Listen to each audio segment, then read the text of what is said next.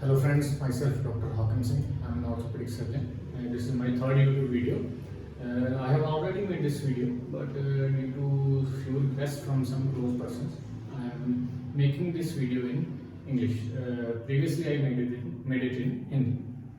Now again in this pandemic era, due to the sedentary lifestyle, the muscle injuries have increased, muscle and ligament injuries, and this is mostly due to the weakness of the core. Okay, now what is core? Core is made up of, like, it has four boundaries: above, below, front and back. Above it is bounded by our ribs and the diaphragm. Diaphragm is the muscular structure which supports the lungs from below. Okay, and below is the pelvis. Pelvis, here are the pelvic floor muscles which supports the abdominal contents. Okay, in front are the abdominal muscles, and on sides and back are our back muscles. Now before going further, we just first need to understand what is concentric contraction and what is eccentric contraction. Okay, concentric contraction is when our muscle is contracting in the direction of motion and it is shortening. Okay, now this is eccentric contraction. Here my muscle is contracting but is also lengthening opposite direction. Okay, now this is concentric contraction and this is eccentric contraction of the biceps muscle. Now coming up on to the axial versus appendicular skeleton. Axial skeleton is the skeleton which is in our center, like our spine, pelvis and scapula, and the appendicular skeleton is the skeleton which is in the arms and our legs. Okay, now what are the core is mostly divided into local stabilizers and global stabilizers. There are many classifications, but the most common is this one, where we divide the core into local stabilizers and global stabilizers. Local stabilizers are the short segment muscles, and this is a small section of the spine we are seeing from one side, and the local stabilizers are like from here to here, here to here, or from here to here. And these local stabilizers, they mostly control the eccentric movement. Eccentric movement in spine is like we are bending forward and these muscles at the back are contracting eccentrically to control our forward movement. Okay, and when we are bending backward, the muscle in the front are contracting to control our backward movement. Then comes the global stabilizers. In global stabilizers, first come the mobilizers, and then are the transfer load muscles. Mobilizers are the muscles which span from our pelvis to our ribs or our vertebra to our pelvis. Okay, these are long segment muscles. These mostly control the concentric movement, also control the eccentric movement, but mostly control the concentric movement. This is a cross section of the spine, and we are seeing from above. And on the back, most major muscle is the erector spine muscle. Okay, and on the sides, the most important muscle is the quadratus lumborum, and in front there is psoas major, and here is rector abdominis. Okay, the erector spine control our backward movement, like extension of the spine. Okay, the quadratus lumborum controls the sideward bending, and psoas major and rectus abdominis control the forward bending.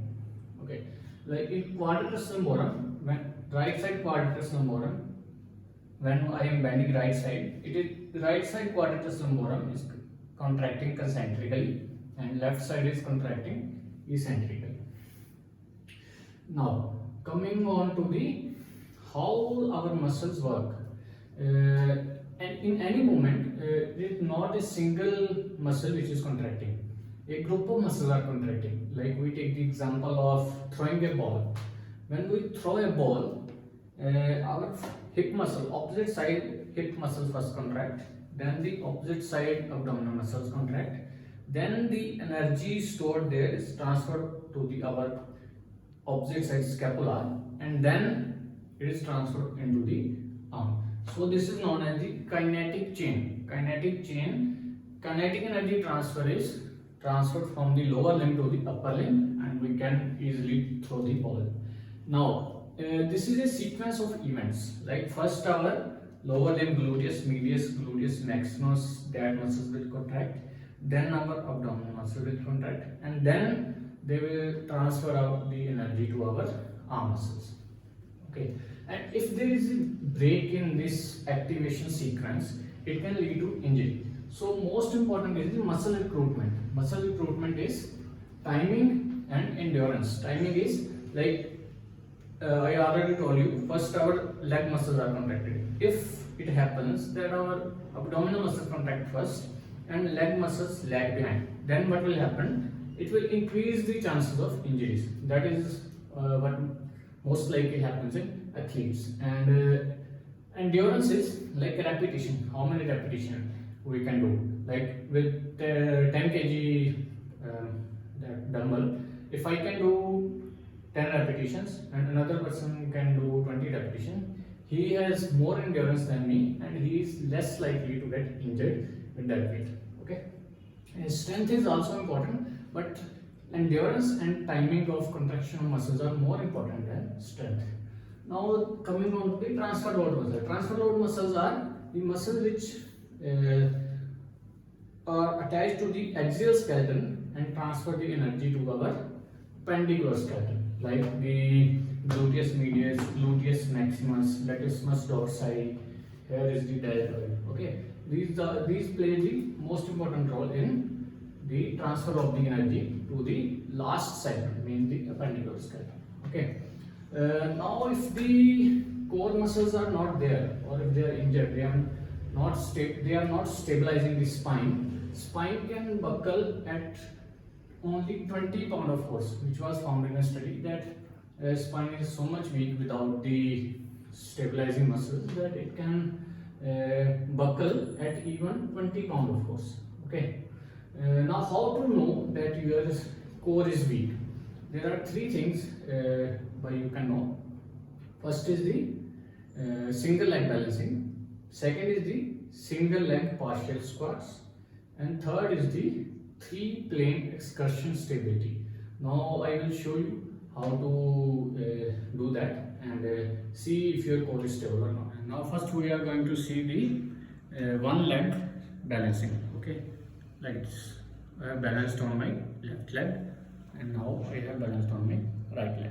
After that we are going to do one leg partial squats like this.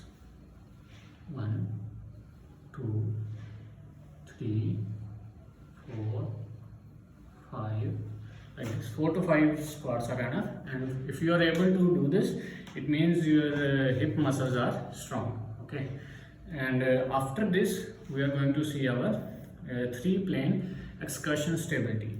For that, first is the sagittal plane stability. Sagittal plane means plane in flexion and extension. Okay, in this way. Now to do that we have to stand around 8 cm away from the wall.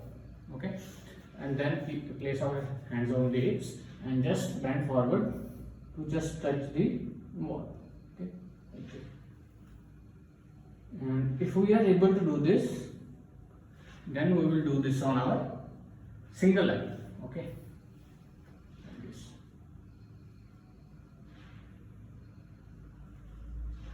Okay, on both the legs. If we are able to do this on our both the legs, single legs and double legs, then it means we are stable in sagittal plane. After that, we are going to see if we are stable in, our core is stable in the coronal plane. Coronal plane is this plane. Okay, for that again we have to stand around 8 cm away from the wall and then touch the wall like this. Just touch the wall. Okay, and if we are able to do this on both the legs, then we will do this on single leg. Okay, like this. Okay, single leg, and we have to do this on both the legs like this. Okay, yes. And if we are able to do this, it means we are stable in the corona. We are going to see our transverse plane stability. Transverse plane is the plane like this direction. This is the transverse plane. Okay. For this, we have to again stand around 8 cm from the wall, and then just touch the oblique shoulders. Okay, like this. And if we are able to do this on both legs, then we will put our weight on single leg and then try to do it. Okay, like this, and like this, like this. Okay, we are able to do this. It means we are stable in the horizontal. If you liked my video, please like, subscribe and share. This will give me motivation to make more educational videos like this. Thank you.